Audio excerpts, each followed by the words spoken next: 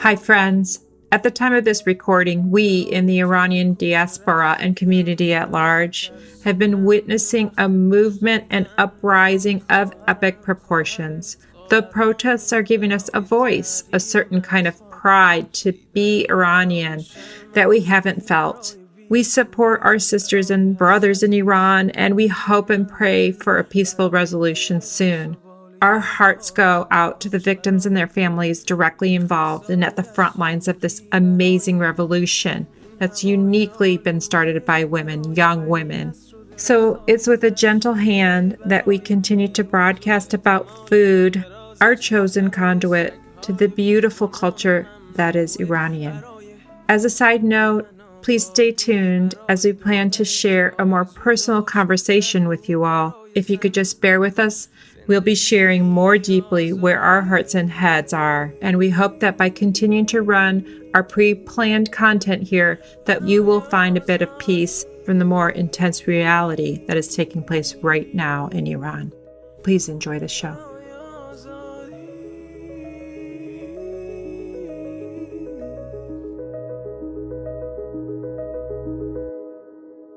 Hi, welcome to episode 109. Today we're talking about persimmons, a beautiful, vibrant, interesting fruit. We're just coming into persimmon season, late fall and into early winter.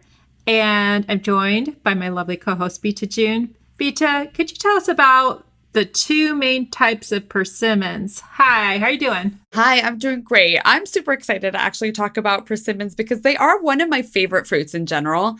And really, I think that this is a great opportunity for people who don't know about persimmon to not only learn about it, but to try one this season. So if you have never tried a persimmon, you are in for a treat. As Bita mentioned, there's two main types of persimmons. There is the Fuyu persimmon, and there's also the Hachiya persimmon. So they're both this bright, vibrant orange color. They grow on these beautiful trees, big trees sometimes.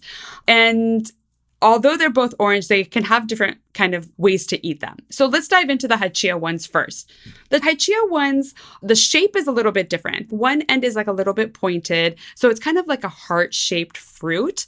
And it starts off on the tree green and hard, and it slowly transforms into a really bright, beautiful orange color. Once it kind of has turned orange, you pick them. It needs to ripen before you can eat it. It has a very astringent flavor and texture if you eat it before it's fully ripened, and your mouth will completely pucker up.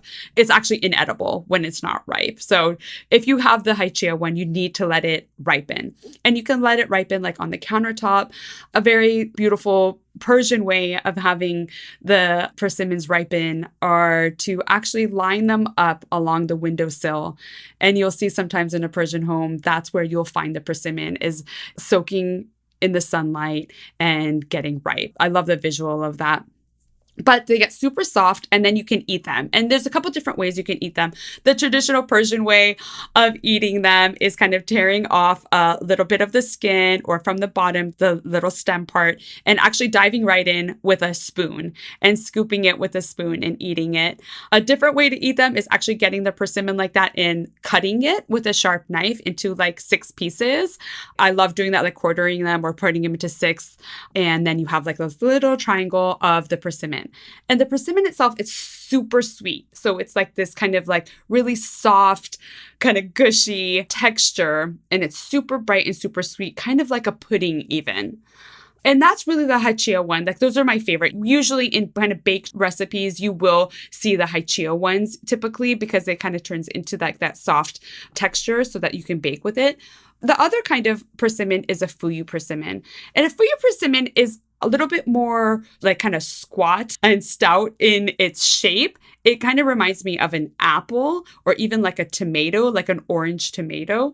But you can eat this version hard, just like an apple. You can cut it up and chomp on it. And I love putting it in salads. We'll talk about some recipes in a minute. But these are some of my favorites. And I love it. I eat it with the skin on. I'll even just get it and start biting at it instead of even cutting it if you want to. Just as an easy little snack. It doesn't have to get that soft texture. You can just eat it hard. And it's kind of a little bit of crunchy. It is very sweet as well. Once in a while, you'll find a seed or two in them, but typically I don't really run into seeds with them. But yeah, those are the two kinds. Those are the two main kinds. And yes, we've definitely talked about this in the past, but we've never had a dedicated episode just to persimmon. So this is kind of a great opportunity as they're probably in season. They'll be all over the farmers markets and your specialty markets and even in your regular grocery store. Sometimes the window is not very long that they're actually available in stores, but if you can get your hands on them, I definitely recommend everyone to at least try one, if not both kinds of persimmons this year. Oh, thank you, Fesenjoon, for breaking it down because they really are different. And just to share my persimmon story, growing up, I remember my dad eating them, but I was a picky eater as a kid. And I think that I was just sort of turned off by the slimy texture. And my dad loved all produce and fresh fruit and vegetables. And that was his dessert of choice. And whenever I'd see him eating something like a persimmon, I just sort of put it in the category of weird, exotic fruit that, had some strange texture or sliminess to it. And maybe like I even mixed it up with passion fruit and some of the other sort of tropical fruits. But it wasn't until we really started talking about it, Fesenjoon. So our goal today is for you to pique your interest and to motivate you to want to grab it from the market next time you see this beautiful orange fruit and try it.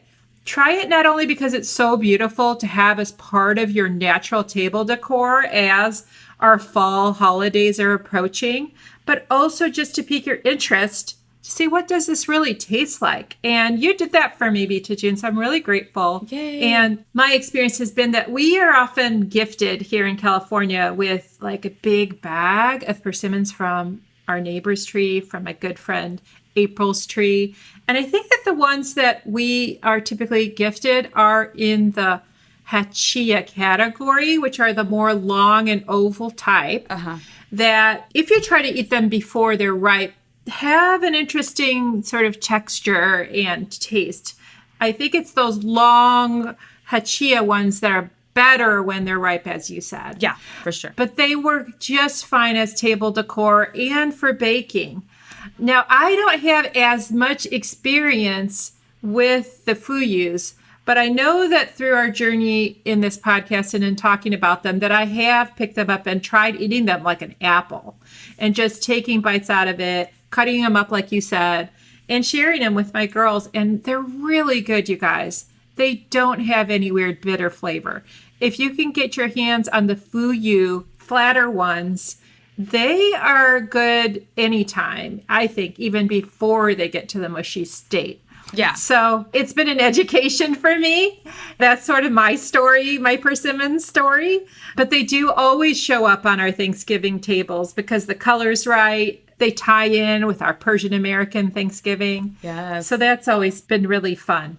Yeah, they are super beautiful. And it is such a vibrant fall color, the bright orange. It reminds me of the leaves changing colors. Super beautiful on the table. Yeah, and if you can have a few persimmon last you until Yalda, it's beautiful to have it on your Yalda table as well. And also, it reminds me of kind of the other fall fruits. We talk a little bit more about this in one of our early episodes, Persian fall flavors, episode number 7.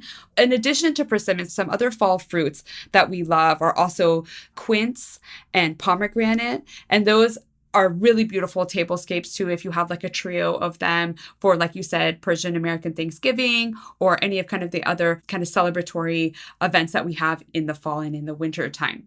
As table decor, so beautiful, and also as an ingredient. So last couple of years, I took the plunge of getting my toe wet and tasting persimmons. Now this time, I'm ready to take the next step and actually use it as an ingredient in some of these cool recipes I've been exploring, including baking with them and using them in salads and whatnot. Yeah. Tell me, have you been exploring it as well, using it as an ingredient? Yeah. I mean, if we want to talk about the Fuyu ones first, the harder ones. Sure. I love incorporating them into salads. It's beautiful. It brings a little bit of sweetness. It has a little bit of a crunch to it. And it's just a little bit of a different flavor. So I love adding them to salads or having them like maybe on a cheese platter or a charcuterie board as just something a little bit sweet and crunchy and fresh to bring to the table there. Also like in a big salad with like some pomegranate arrows in there and things like that. It's like one of my favorite ways. You can even have little slices of them and wrap them in like prosciutto or something for like a fun, different appetizer as like a riff off of like prosciutto and melon. You can have it with prosciutto and persimmon is a really delicious way to do it. But for the Hachiya version, you know, when it gets ripe and kind of like that soft, mushy texture, it can take the place of like how you would use like pumpkin, for example, in a recipe. You can substitute persimmon. So any kind of baked items like cookies or breads or tarts or things like that, where you would kind of use some sort of soft fruit in there, you could totally use persimmon as like a different alternative and really just using like the bounty of the season. I love all those ideas. Yeah, back to Fuyu. The Fuyu, when you slice them, it is actually really pretty as well. So I have a pomegranate kale salad recipe that I make often for Thanksgiving and Friendsgiving, and then I sometimes pull it back out for the winter holidays. And I could see slicing it and adding it for, you know, another layer of texture and beauty and color. So I can't wait to do that. I also absolutely love the idea of putting it on a unique Mediterranean meze board and the cheese platter, like you said, along with the fig and other Mediterranean fruits and jams and cheeses. Oh, I can't wait to do that, to slice it and try it and pull that out as a really cool appetizer. And then, yes, on my list is to bake with the softer overripe Hachiya. And I think that the next thing I want to try to do is the bread.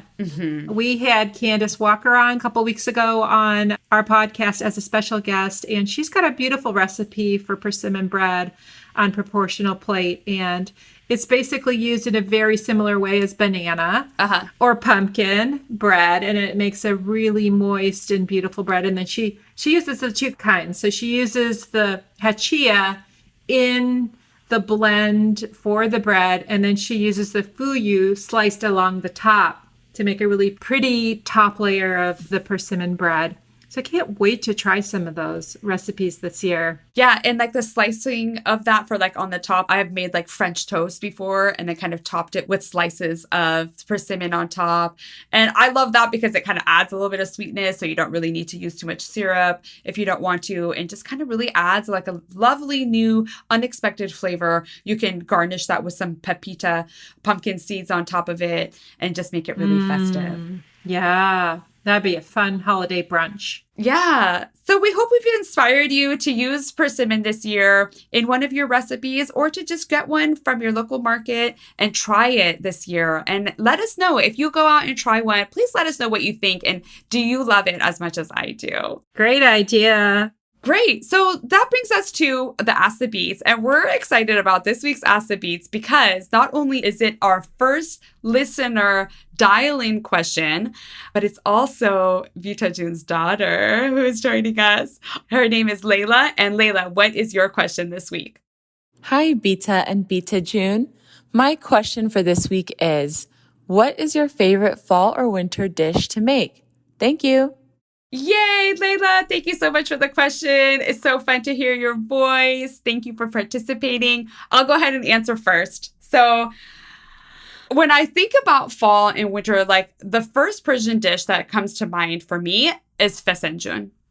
I love Fesenjoon. Fesenjoon is the ground walnuts with the pomegranate molasses stew, Porridge, that you serve over rice. The way that I love to make it is I sometimes swap up what type of protein I like to use. I've made it before with tofu even to make it like a more vegan version. And sometimes I'll use cheats, like just getting store-bought ground walnuts already to make it quick and easy so I can pull it off during the week. But I would say that Fesenjoon is one of my like go-to fall and winter dishes. Again, because the walnuts have all been harvested, so they're nice and fresh. And then the pomegranates, it's definitely winter fruit. So you get the beautiful pomegranate molasses, and you can garnish with a little bit of pomegranate arrows if you like to. That would be my go-to. But I would think that, like, for me, what I love, and I actually hosted brunch this past weekend and I served this as well, but is also Haleem. Oh. You know, it's made out of barley. I make my version with oats, and I make mine with like chicken. I think typically you can use turkey or another kind of meat in there. And it's basically slow cooked, and it's served for breakfast typically. Although I like to eat it kind of at any time throughout the day, and garnish that with cinnamon and sugar and melted butter for the traditional way to eat that. I would say that Fesenjoon and Haleem are my favorite cold weather, fall and winter Persian foods. Oh, yum. I can see why. I mean, both Fesenjoon and Haleem are so comforting. They're like stick to your ribs, deliciousness, and yeah. So good choices. I want to come over right now. Yay! Okay, tell me, what about you? For me, you know, I just start to feel in the mood to make soups. The soup that I can't wait to break out again is the soup at Joe. Oh, yes. That is the Persian barley soup. Yeah, and I first learned to make it from MJ, who is my mother-in-law. So our girl's great-grandma, Bob's grandma, was the sort of original expert of making soup at Joe. It's just so comforting with the creamy barley, potatoes, carrots. Her version has some mushrooms and milk, whether you use cream or butter, but it's just so creamy and delicious. I want a cup of it right now. So soup at Joe Persian barley soup. I have a bunch of soups I like to make. I make chili a lot, and I'm actually going to make like a fall harvest chili with some squash. Sometimes I'll use pumpkin, but it adds like a sweetness. So definitely chilies and soups are on the roster for me this season. Yeah, sounds delicious. Great. Well, thank you so much, Leyla, for your question. And if anyone else wants to send us an audio message, we would be happy to include it in an upcoming show, or, you know, feel free to reach out to us via email or on social media. And we, as always, love to hear from you. Thank you. Send us your persimmon pictures. Yeah, sounds good. Thanks, everybody. Until next time. Bye-bye. Bye. You've been listening to the Modern Persian Food Podcast with Bita and Beata. Thanks for spending time with us. If you've enjoyed what you heard today, consider telling a friend or giving us a good rating. You can subscribe to our show for free on your favorite podcasting app, or find us online at modernpersianfood.com or on Instagram for the recipes and information we talked about today. We'd love to hear your thoughts, and see you next time.